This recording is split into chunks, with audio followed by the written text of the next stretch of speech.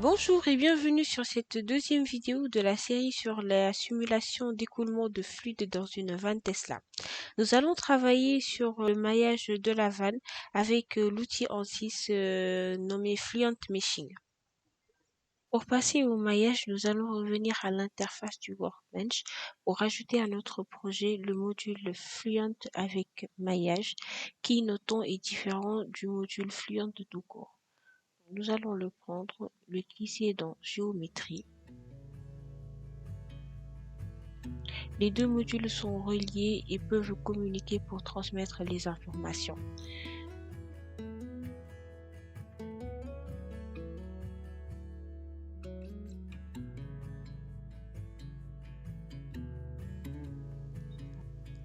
Fluent Meshing est incorporé dans l'interface Fluent. Il permet d'avoir une procédure complète en allant directement du maillage à la mise en données. On peut importer des CAO complexes, surfaciques ou volumiques, mais seulement en 3D. Le 2D n'est pas disponible. Il peut gérer plus d'1 milliard de mailles. Nous allons commencer par importer la géométrie.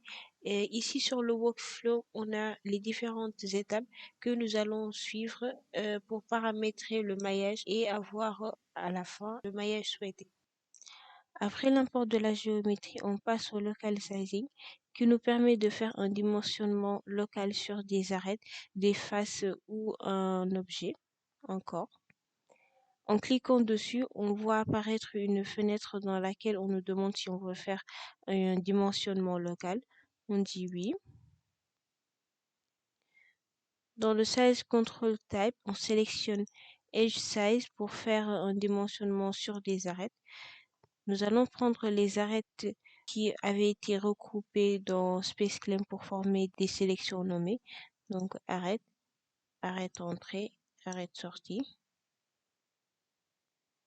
On prendra un dimensionnement 10 puissance moins 4.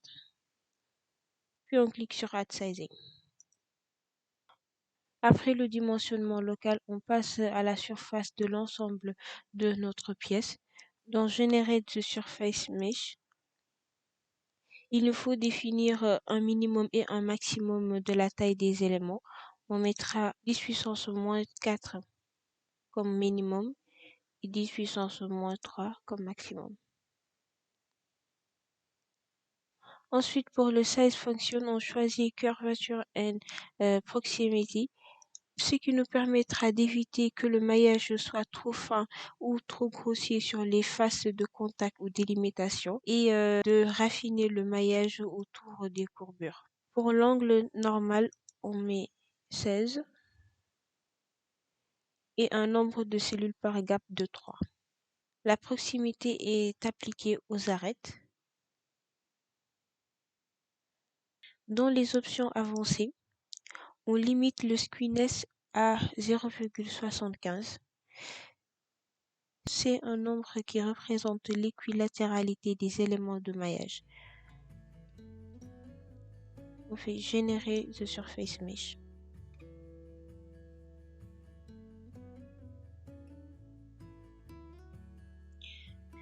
Dans la description de la géométrie, on nous demande si la géométrie est constituée de solide seulement, de fluide seulement ou des deux. Donc on n'a qu'une région fluide, on indique cela. On nous demande également si on veut changer les frontières fluides par des frontières internes, non, puisque nous n'avons qu'une seule région. Si on veut faire un partage de topologie, non, puisqu'on a une seule pièce et on n'a pas de multizone. On met Update. On applique à la frontière entrée une condition limite de vitesse d'entrée et à la frontière sortie une condition de pression de sortie. On met Update Boundaries. Le volume est constitué de fluide. Dans Add Boundary Layers, on peut créer et paramétrer une inflation. On va choisir comme méthode Last Ratio qui va nous permettre d'avoir une hauteur de première couche. On met 10 puissance moins 5 et un nombre de couches de 8. Add Boundary Layers. On continue.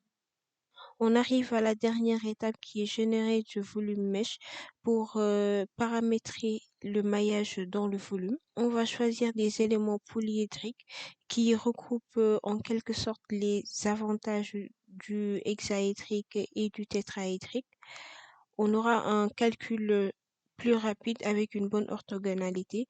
Par contre, on aura plus de nœuds, ce qui nécessitera une plus grande mémoire pour le calcul. On choisit une longueur maximale des éléments de 10-3 et on fait générer ce volume mesh. Merci d'avoir regardé cette vidéo. N'hésitez pas à l'aimer si elle vous a été utile et rendez-vous sur la prochaine pour la mise en données dans le logiciel Fluent.